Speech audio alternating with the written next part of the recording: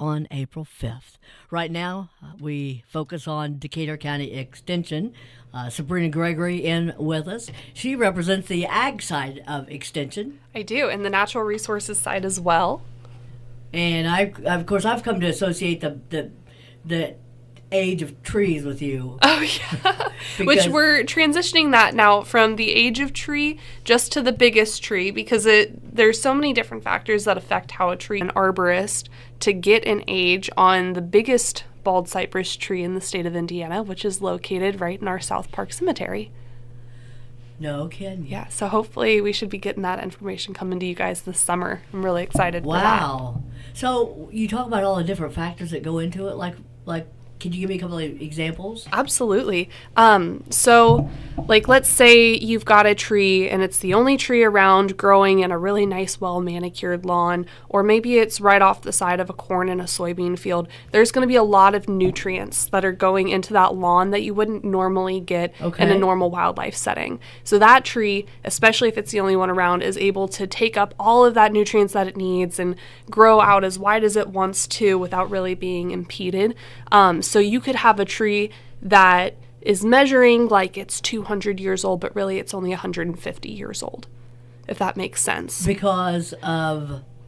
It grows bigger, but it's younger because it's getting more nutrients. Okay, so it's misleading. Yep. So sometimes it can be misleading. Or you might have a tree that, it's still big, but it's in a really crowded area, and there's a lot of things that are sapping nutrients from it, other trees around it. Maybe there was a big canopy overhead when it was just a sapling, and that might have stunted its growth. So you might have a tree that's measuring 200 years old, but it's 250 years old. Just because it didn't have quite as much nutrients as an average. So we, when we measure those trees, it's kind of an average estimate. I always say give or take 40 years. And no, if it's the only tree in an area, if you have a really nice, well-manicured lawn, if you're off the side of like a corn or a soybean field, it might be a little bit younger than what we're actually estimating. So there are two ways that we can accurately find the age of the tree, and that both ways include counting the rings of the tree, those growth rings. So you can either completely cut the tree down and then count the rings, or you can take a core sample, which is what we're going to be doing at South Park Cemetery. They put a probe into the tree, and it takes a really teeny tiny core sample, but they're able to count those rings with doing only a minimal amount of damage to that tree, so it's able to recover. So how do they do that? Is it like... It's kind of, have you seen my soil probe that I use when I take soil samples? I've not. Oh, well, it's just... It's a really sharp cylinder. Soil probes obviously have a bigger circumference than a tree probe. A tree probe's probably going to be about as big around as this pen. Okay. So creating just a very small hole. But yeah, and those are probably... Length? What about length for a tree probe? It'll be pretty long because you want to go all the way to the center of that tree to get that core sample out. And I actually haven't seen the process in person, so I'm just kind of relaying information that's been relayed to me and what I've visualized, so it's almost like a game of telephone a little bit. But yeah, and I imagine that they hook it up to a drill that spins and it's serrated on the end, so they're able to go in and take a perfect core sample and then pull that out and count the growth rings. Huh.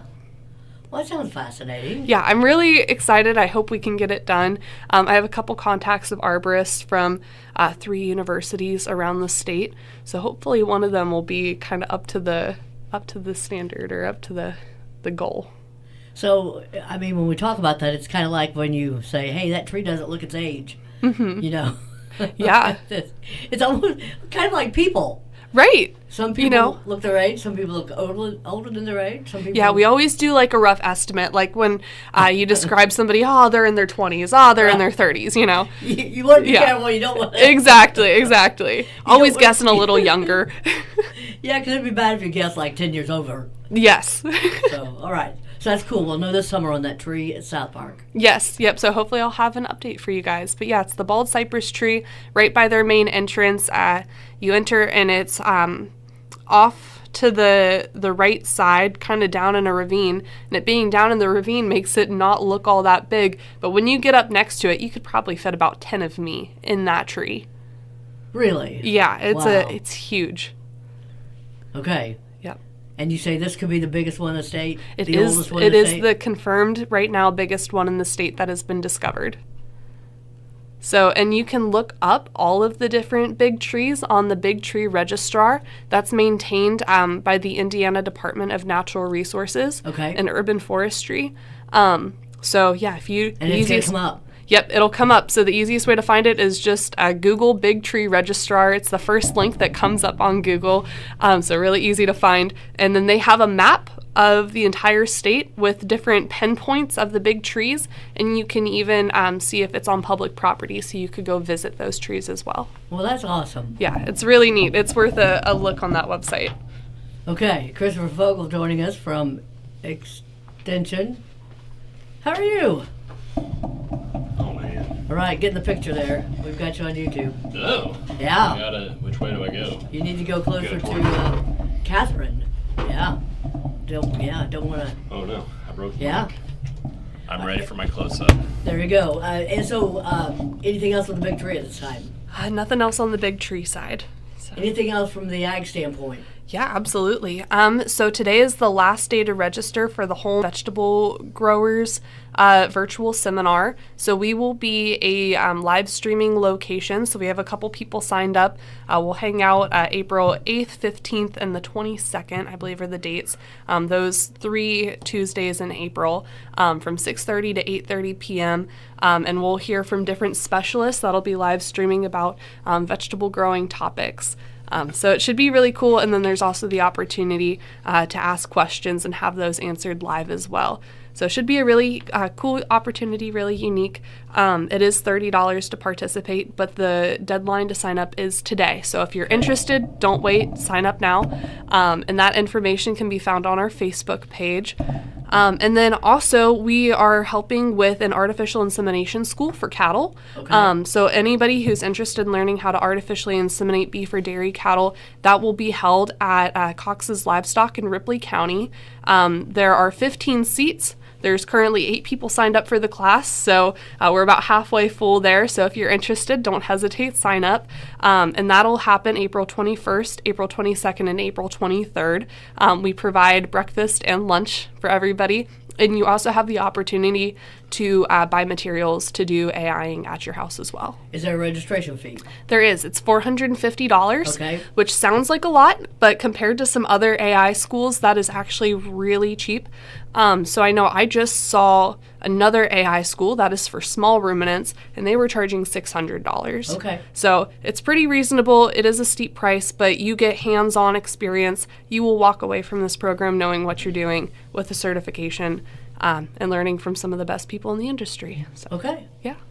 And when's the deadline? I think it's just whenever seats are full. Okay. So. And you said 8, and there's 15 available, and 8 signed up. Yep, so there's 7 seats left. So if you're interested, get signed up. Give us a call. We'll help you out. Okay. Christopher, what's going on with you? All the things. It is full fair mode already. Yeah. So we actually just had a fair committee meeting last night and went over where we stand with that process since we partner closely with them from a 4-H standpoint. And I'm excited about what this year's going to bring. We've got a lot of big logistical projects that are taking place at the fairgrounds. We're doing, I say we are the committee itself, the commissioners. The county is seeing the county fair as an asset and the grounds. So I know that one of the things that their plan is it's been in the paper, they're looking at putting up a new building. So that building will double not only as a new office space, but as well as a event center. So hopefully it will be able to seat at least 650 people.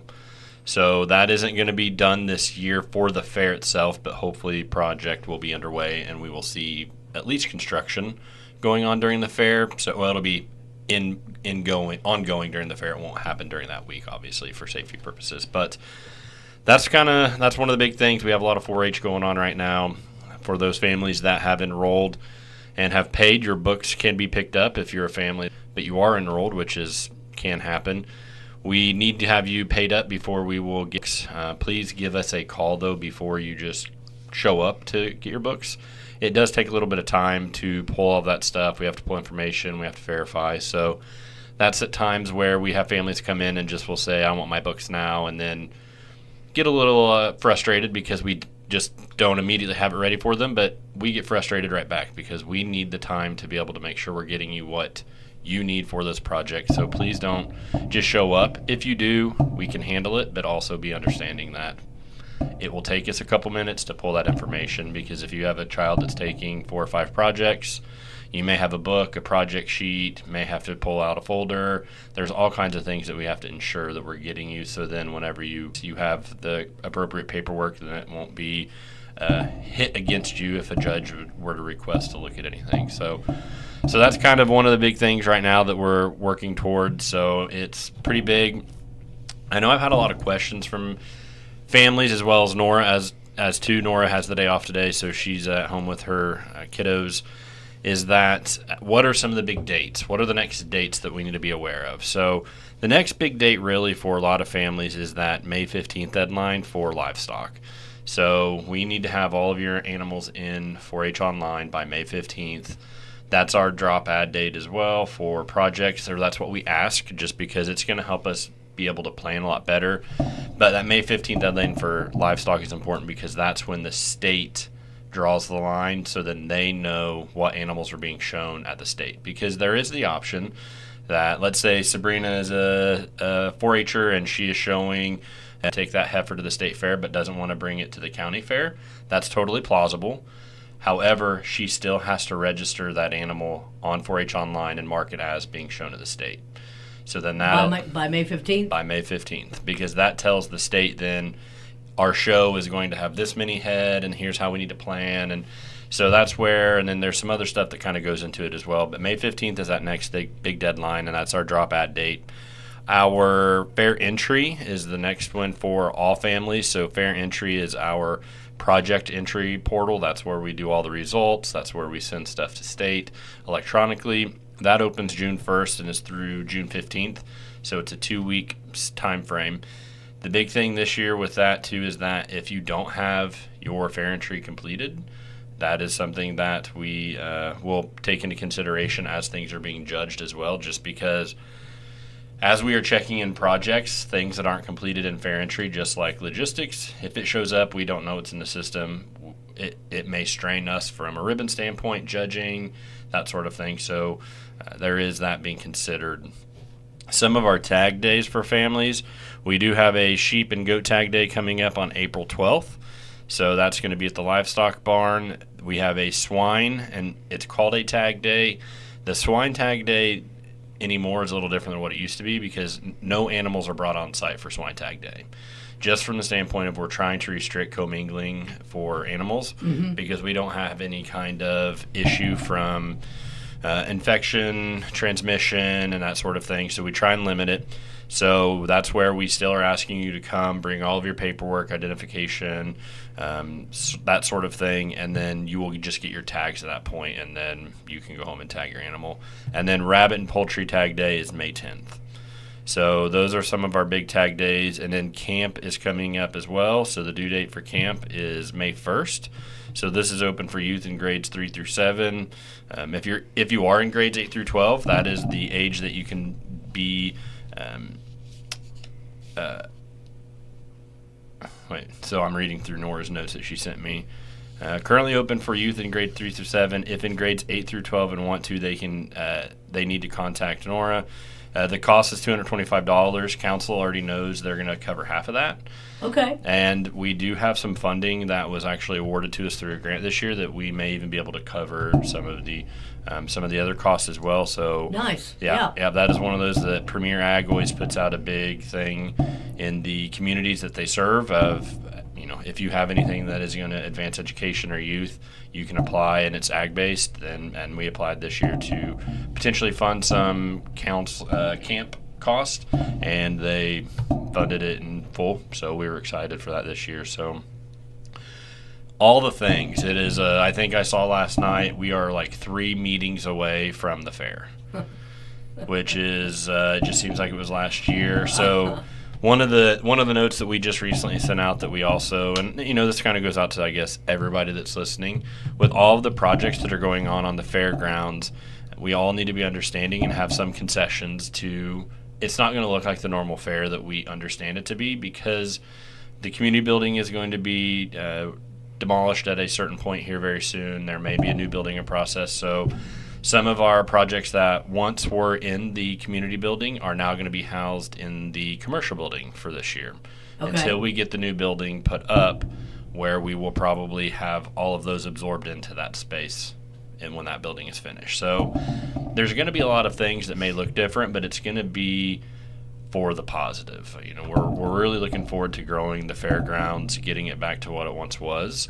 Just because, I mean, we've talked before about when we were in 4-H growing up, and even, you know, with the generations difference, people lived at the fair. That was, you know, when that was going on, the fair was the event. You traveled into town to go and hang out, and, you know, we really want to get it back there because we see the benefit of what the fair is. It's something that we're highlighting youth, we're highlighting agriculture, we're highlighting all those local vendors that also come and have food trucks or booths or their vendors, whatever it might be. And, you know, we want to get back to that. Greensburg is really good about supporting their community.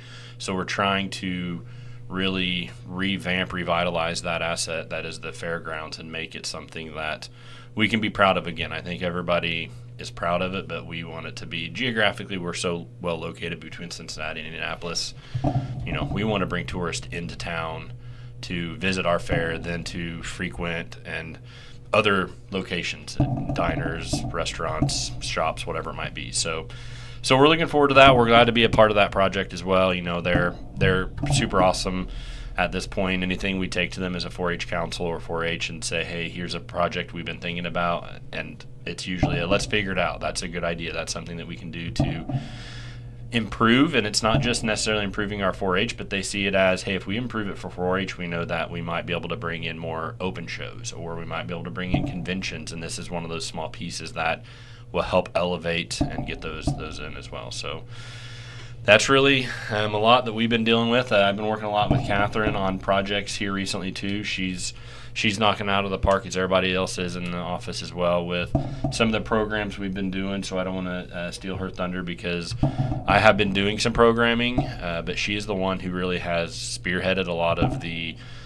funding allocations and the just logistical planning of it. She just more or less is like, hey, I need you here at this point and to speak, and I'm like, cool, you just direct me and tell me what I need to do. So that's been nice to do that, but it also, as I said in a meeting the other day, it kind of elevates and pushes me a little bit too, because it's something that her pace of work is very impressive at that level, because I'm like, wait, where am I going to be? What am I doing? Okay, yeah, sure, I'll do that. So, like a runner. Yeah. Catherine Denise, good morning. Good morning, Sandy. Yeah. So you were a runner in high school, college too, weren't you? Yes. Yeah. Still a runner. Are you still a runner? I think everybody in the office pretty much is. They have some level of. We all try to be physically active. I think some are just more elite than others. Yeah, I think you've won some titles, haven't you, in the past? Yeah, maybe. She is humble. Yeah, one or is. two. Yeah, I've moved on to coaching, so. Okay. I don't race as much, but I coach middle school cross country now at the Greensburg Junior High. Is that right? Well, that's awesome. Yeah. Last year, whenever she started coaching, we were taking projects up to the fair, to the state fair, and usually there's two of us that go, and she was lucky enough to go with me. So I was trying to, just ask questions like, how was the first? I think it was the first meet maybe that you had coached, and I was thinking that she was coaching one school when she was coaching actually at a different school. So I was asking about the school that I thought. So I was like, oh, did this school win? No, but we won. And I was like, okay, so who won then? And then she'd be like, oh, well, this school did. I was like, so how did this school do? Well, they lost. And it went back and forth, like, who's on first? And finally I was like, what school are you coaching at? And then she told me, I was like, oh, my bad, dude. I thought you were coaching at the other one. She's like, no, absolutely not. I'm not coaching there. And I was like, all right, my bad. Oh, man, that's funny. So I know one of the programs you've been involved in, Catherine, is the Food is Medicine?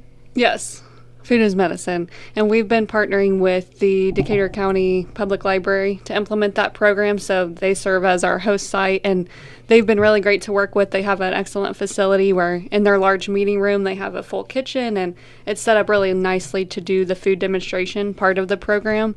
Then we also partner with the Decatur County Health Department to get that up and running. They're our primary funder for the program, and that's through the Health First Indiana funding, which has been really vital to not just that program, but a lot of different things that go on in the community. And this year, all 92 Indiana counties accepted that Health First Indiana funding from the state. So regardless of what county you're in, that funding is there locally to be used the way that the community needs, based on the statistics and based on the population and just what people are interested in implementing in their county. So it's all individualized per county as far as like this whatever programs they want to do? For the most part, yes. They have certain KPIs, key performance indicators, that they have to meet. And so they have to make sure that they're checking all their boxes and putting everything in the right areas to show that they're, implementing everything the way they're supposed to be doing. There's a lot of rules and regulations with it, but there is a lot more flexibility, whereas in some counties they actually opened up grants. I also work in Shelby County, and they had an open grant cycle in January where any community organization could apply to receive some of that funding for various health-related projects. And they just had to tie it back to one of those KPIs. And so they gave out quite a bit of money that way. Then they kept some internal as well to do projects there at the health department. So did it all have to be some kind of food based with that? It does not, no. So anything from like tobacco and vaping cessation, maternal and child health is a big need. So really it's across the spectrum, anything health related. There's, I believe, 16 core public health services that they can tie it back to. So any other ones that you have coming up as far as from your standpoint? In Decatur County, Food is Medicine is the largest program we have going at the moment. We're also working with the health department, among other community partners, for a community garden. And so that's been in the works for quite some time, and we're finally getting to the point where it's starting to get really close. We're in spring now, and so we were out on Monday tarping down the location. So if you drive past the health department where the playground is, in between the playground and the health department, you may notice there's 10, I believe, tarps down. We did that on Monday with the help of Soil and Water, recycling. I'm trying to think who else was there. We had multiple staff from the health department. Sabrina and I were out there. Mary McCullough was out there helping. So we've got a good group there that's starting to put in the work, and we're hopeful that that takes off. I will just throw out that we'll be needing volunteers throughout the summer to make sure that we're as successful as we can be. So if you're interested in gardening and maybe you don't have a home garden or just want another place to come out and enjoy the sunshine, we would love to have your help. So you can call the Decatur County Health Department if you're interested in that. Ask for either Esther or Alicia, and they can take down your information and include you on the volunteer list, because we will definitely need help as that growing season comes together. What's the plan to put in the garden? We're planting a lot of different vegetables, primarily tomatoes, peppers. Sabrina, you can jump in here as well. But like cucumbers, I think we mentioned pumpkins maybe later in the season.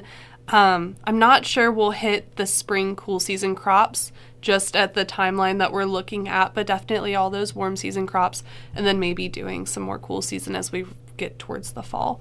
But yeah, so we'll have 12 garden beds, and then we'll have around 4 or 5 raised garden beds, and then we'll have another 4 or 5 handicap accessible raised garden beds.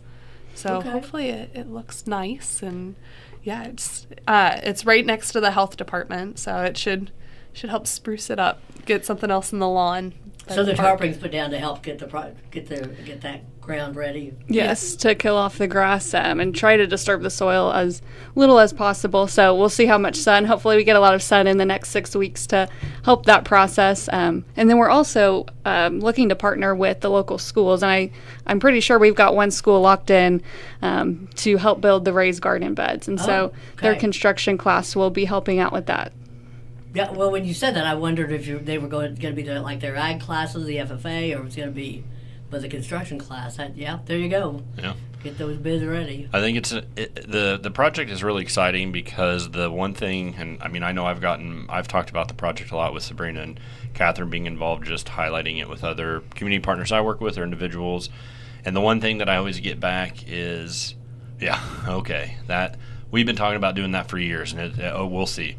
and it's in motion. This is going to happen. This is a project that I know Catherine and Sabrina have worked really hard getting, with the health department, getting it to where it is now and other community partners. So I think the exciting thing is that it is going to happen. This is something that's not just a talk about. It's in motion. We have the tarps down. They're prepping, as I said, the soil, getting it ready to plant and see what we need to do. So I think that's really going to show the initiative of not only some of those Health First funds in the health department and other community partners investing, but just bringing this project finally to fruition. It's something that I know as long as I've been on, they've always talked about. We'll do it. It never happens just because logistically it's difficult to do a community garden. As Catherine said, the volunteers are really going to be the ones that drive it. Because it's anybody that's ever had a garden, it's labor intensive. It's something that is it's like a child. You have to baby it. You have to watch, water, if you had to fertilize, whatever, because not all plants, one of the things, and I know Sabrina's talked about before, we've done soil samples because not all plants are going to have the same soil conditions. So we got to make sure that the soil is conditioned to the right plants, and then we have them plant the right plants.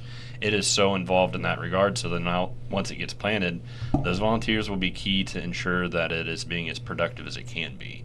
So that's where, if you have any interest in it, we ask that you do reach out. It's something that we want to see be a huge benefit to the community as a resource. So I'm excited to see where it goes. I know there's some other projects that are kind of in the future off of that they're looking at, but the garden's going to be the first big one. So it's a piece that I've always seen discussed, but never been really put into play, and we're there. So it seems like this one's it's a go. Yep, it's a go. Yep, it is. So that's pretty cool. All right, Sabrina, what else going on with ag? Oh gosh, so some other things that I forgot to mention. We have our rain barrel workshops coming up. Nice. So we're doing 2, but one will be in Greensburg, and then the other one will actually be in Batesville. Okay. So I think it's at the Legion in Batesville. Double check me on that. But I know that the one being held in Greensburg will be held, April 10th. It'll be at 6 p.m. We'll start in the large meeting room at our extension office, and then everybody that attends will get a free rain barrel. They'll learn how to put them together. We'll also talk a little bit about composting and vermicomposting, which is using worms or other pests to help break down food. But yeah, you'll walk away with a rain barrel with no bugs in it. So that's a good one that we have coming up. That's always a big hit. Can't you talk about worms or snakes or things like that? Look at that face. It's yeah, I love it. I was talking about worm farming yesterday. And last year I ordered some worms for my home worm farm, and I bought about 100 of them for $20 online. And I got the notification at about 11 o'clock in the middle of June that my worms were delivered, and all I could think was, oh no, by the time I get home at around 4:30, this is going to be a pile of goo. And it wasn't. They actually packaged worms very well for shipping and transport. It was actually really cold inside the box. I was impressed. But yeah, it is kind of gross getting a ball of 100 worms, because when they get together, they like to ball up. But yeah, they worked well for breaking down my compost this year. And so I'm excited. I'll probably have to buy some more because I didn't bring my worm bin into my house. So I think they all probably passed away this winter. So I'll have to buy some more. Google online worms? I buy them from Uncle Jim's Worm Farm, but you could get them anywhere. That is not a suggestion on where to buy them from. It's just where I get them from. I heard a rumor that there might be somebody in Westport that actually supplies worms. Oh. But I don't know exactly who that is.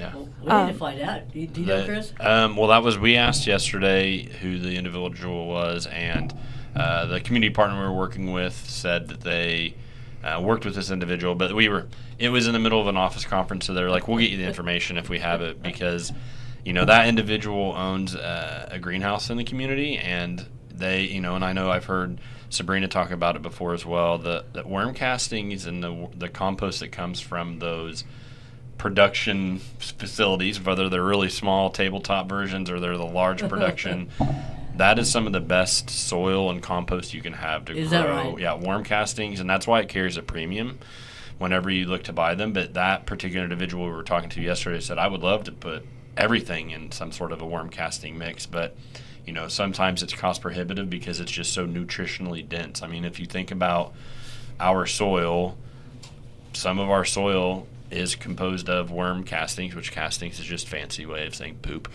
So because that's all a worm is basically an intestine. It goes from the mouth to the exit, and that's their whole point is they eat, and as they eat and they digest, they are then depositing. So it's and that was news to me as well, because I was hoping to learn who the gentleman was that has the worm farms and so does sell if the he's compost. out there and if he's listening, give me a call. I would love to buy some local worms. Leave it to Chris to break it down for us. So Exactly, yes. Hey, it is one of those things that I think Sabrina and I have geeked out on it before talking. It's just it's a cool thing, especially whenever you can put in your raw material that is whatever the leaf litter, the foods, the whatever, and then within a certain period of time, you're like, oh, okay, well, it's like dirt now. That's crazy to see how quickly they will do that as well. So, because one of the other byproducts that you can get is compost tea.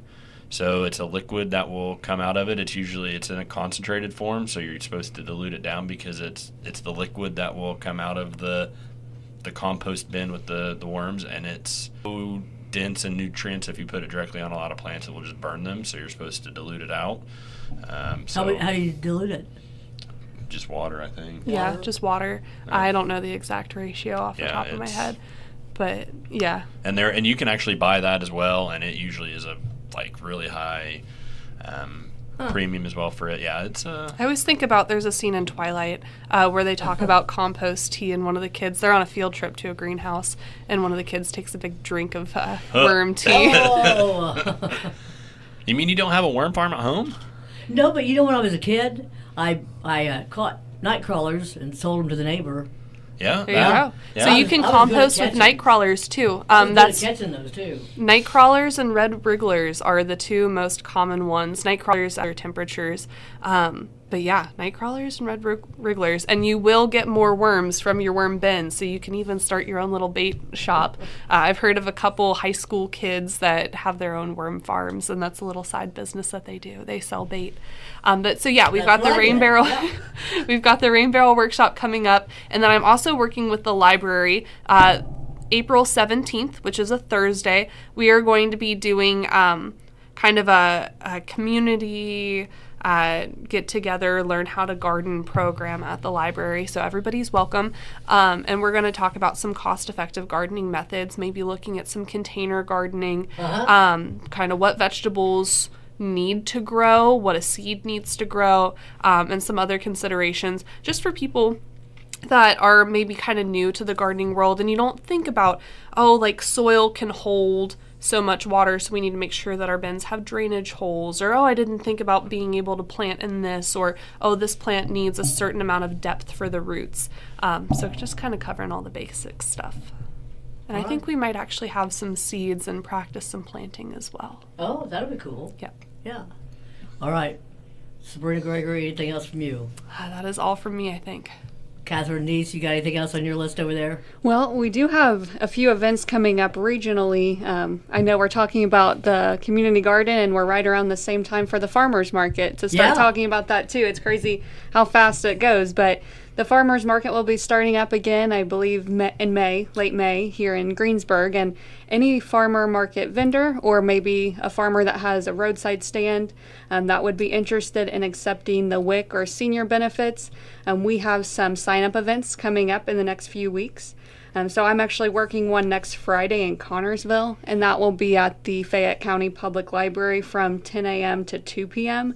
And the nice thing about going to those events is there's someone there from the Indiana Department of Health who is trained to help people go from start to finish in the process. And so we can also be there to answer any questions and help people learn, what the benefits are, what is the benefit of being in the program, what it all includes, because there are certain rules, like you have to grow at least 51% of all your produce and you have to sell at your regular market rate. There's just, some basic rules that go along with that. But any farmers that are interested, feel free to call our office, or they can also call the Fayette County office in Connorsville.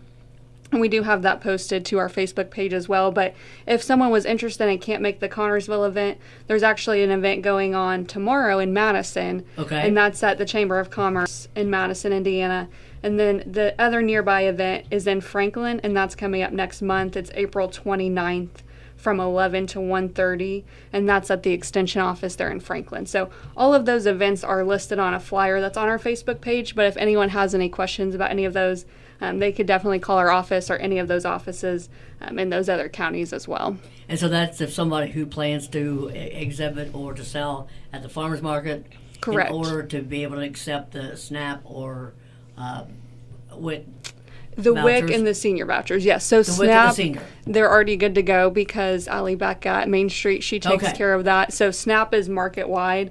This is farmer specific, so there's no way for an entire market to sign up to accept these vouchers. It has to be an individual farmer signing up, and they have to be produce farmers. So unfortunately right now, if you're, say, like an egg or dairy farmer, there's no way for you to sign up for the program. But if you're growing any type of edible produce, then you can sign up. And so that's good if if you go to like 4 or 5 farmers markets, you're good for all of them. Is Yes, that right? you can, You're not and just they- specific to one. Right, you can be at as many farmers markets as you need. The only thing is if you go to multiple during the same time, they'll have to assign you a different vendor ID number just to keep track of everything. But you can go to multiple, because some of the big farmers, especially like up in Fort Wayne area, they may have multiple staff going to multiple markets at one time. So you can definitely do that. It's just a little bit more of a paperwork trail. Okay. Anything else? I don't think so. Sabrina and I will be at Healthy Kids Day at the YMCA Oh, Yeah, yeah. that's another good one to mention. Yeah. April I always 12th. forget. So, April 12th. yeah, I know there will be a lot going that day. So, we'll just be one small piece of the puzzle, but just wanted to plug that. I think we'll be planting some seeds with the kiddos as well. So, Yep, we'll be planting some veggie seeds, and then Catherine will also have some recipes and things to kind of share so we can learn how to love those veggies. Oh, nice. What's your favorite veggie? ooh, that's a toughie. I don't know. I really like tomatoes, which I know that's a whole fruit and vegetable debate. But I would say I like most vegetables. Sweet potatoes are a favorite. I like vegetables. Yeah. What about you, Sabrina? You Oh have a gosh, favorite? I really like spinach. Ooh, I love spinach. I love put spinach in too. a lot of things. I Yeah. think it's a really easy way to get like iron and protein and things like that. So, or not protein. I'm so silly. Or is Vitamin there K. Vitamin There's K. trace amounts of protein, but Okay. mostly Yes. iron. Mostly Kale iron have and more- vitamin K. Is kale more nutritious than spinach? I think the you're same? splitting hairs, yeah. Any leafy green is usually high in those vitamin Ks and iron that we are looking for.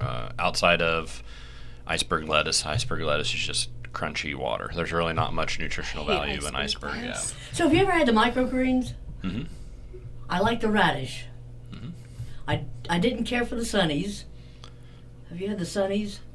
I Are like those the- like sunflower greens? Yeah, I think so. Yeah, I didn't care for sunnies, but I really liked the radish. There was another one I liked real well too, and then one I haven't tried yet. But yeah, but I get those at the farmers market. Yeah. So yeah, Yeah, microgreens are there's a whole big industry in microgreens. absolutely. But Yeah. the radish, it tastes like a radish. It's one little stem. I don't know if I've ever had Yeah, radish you gotta have it. microgreens. I haven't. I think I tried one at the market last year. Oh, listen, I think I tried one, so obviously that didn't stick with you. I didn't mind it.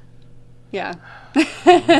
Wow, do you- I guess I didn't realize that we had microgreens at the farmer's Yeah. market. Do you just put them in a salad or like? Mm-hmm. Or you Okay. can make a salad out of them, Yeah. depending on what you want. but Okay. I like them on like to mix with the salad. See, that's a new veggie that I guess I should try. Yeah, Or a because new they're usually veggie pretty category. flavor forward. Yeah. It's instead of having so the whole point of like a lot of microgreens are it's a smaller amount with the same impact of flavor. So that's where if you see them on like burger sometimes or like proteins because you're adding the flavor of it without adding like the physical vegetable. So and you can grow them in a much smaller space. They grow quicker. It's a whole Easier to put on your salad than cutting everything up. Yep. Yep. So I wonder what the comparison of the nutritional value is, though, from having the sprout to having like the full vegetable. Well, I'm gonna guess the person that I get them from probably could tell us that. So one of the things I know with a lot of like bean sprouts or sprouts in general, we have to be aware that we can't serve those to generally the elderly, young, or those with immunocompromised systems. Is that right? Yeah, just based on how they're raised and the risk of them being part of the cycle to transmit certain issues, I guess. So that's one of those whenever we think about the when we think about those food items that cause or increase the risk of food related illnesses, those are some of them. So those are typically restricted from being served to those populations. So Favorite vegetable, Christopher? steak. I don't know. I kind of. Yeah, then there's steak. One of the things that I've done recently is I have upended my diet plan, and I'm just kind of in love with all vegetables right now. It's I've went from kind of not meal prepping to meal prepping, so I've changed my I've changed my taste, because taste is a learned behavior, and I kind of anymore I crave vegetables now, where I'm like I could really go for like certain vegetables, but I'm adventurous, so my favorite is the one I haven't tried. I like getting new vegetables and like how can it be prepared, how can you fix it, what's it go. So I got some really good radishes recently. radishes are good. Yeah. I can always get down on Sometimes just they're too hot. Sometimes they're a little bit raw too radishes, yeah. So But yeah, I got all those really good with recently, and peppers. From the store, or do you have a? Yeah, I'm from the store. Okay. just Yeah. bell peppers, some really good, or some really good peppers, bell peppers. Yeah. do you like hot peppers? Nah, Not really? Yeah, none of it's too. Not, Yeah, you know, and peppers are they're good on salads. I like them, and onion like yeah. the. We actually just talked in our class. We're doing that food is medicine class, and we had red bell peppers for one of our recipes, and we discussed how it's literally just a green bell pepper that sits on the on the plant a little bit longer. It just any of those so if you have like a jalapeno pepper, it's green, but then if you have a oh boy, I just lost it. A Fresno chili, I think it's just a red. I think is what it is a red jalapeno. So it's spoiler. So it's all craziness. Peppers are good though. Peppers are good. One thing I see, Catherine did bring a letter here. One of the things that I did want to kind of quickly touch base on is with our sheep and goat tag day. We did shift up some of our times this year just because one of the issues that we have run into in the past in the office is, and Sabrina probably could go into way more details about the tagging and the federal guidance, but any of our animals that receive an RFID tag, that is a federally tracked tag. Okay. So it is something that whenever we even purchase those tags, we have to use our premise ID to order them, so then they know exactly where that tag came from, and then they can track that animal through the food cycle basically. So, or if there's any kind of health issues, then they know this tag was at this place. And so it's really important that whenever we are disseminating those, that we are tracking them, that we are making sure that we're documenting. And with the goat and sheep tag day, it's always extremely successful, but in the past they kind of would come together at the same time, and then we would end up with tag numbers like all over the place because people would just be pulling them out and just trying to keep the line flowing, which is fine. But then that would cause issues on our side because whenever we order tags, we go based on the last number plus 100, so then we never duplicate a tag. Yeah. Because you obviously don't want to duplicate a tag because then it would just cause all kinds of issues. So this year, one of the things that we're doing to try and limit that is that we are streamlining the times. So if you're a family that only shows sheep, we're asking that you arrive between 9 and 10 a.m., then families that show both sheep and goats arrive between 10 and 10:30 because we do have a few of those families. Okay.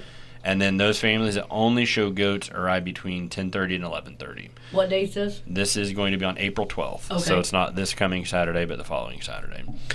The hope is that we're going to be able to streamline getting all the sheep and goat, and then all the goat and then we can just, each of our leaders can focus, and each leader is going to help both species. And then next year, the goal will be goats will go first, then the mix, and then sheep will go last. So then, because I know somebody will be like, why are goats last? Why aren't we first?